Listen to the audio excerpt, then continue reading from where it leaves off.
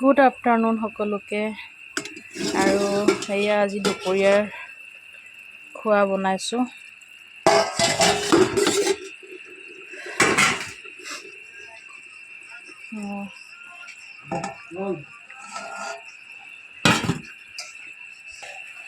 খাচী মাংস সেয়া,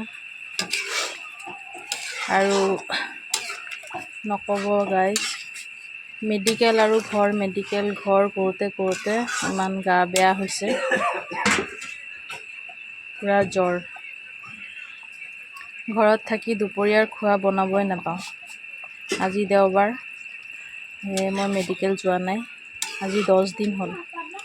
তো ভাবিলোঁ আজি নাযাওঁ আৰু ভালকৈ অকণমান খাবলৈ কিবা বনাওঁ। তাকে এয়া বনাই আছোঁ, আৰু মাছ আছে লগত, মাছো বনাম। এয়া মাছ, পাভ মাছ বনাম, মটনৰ পাতলাকে জোল।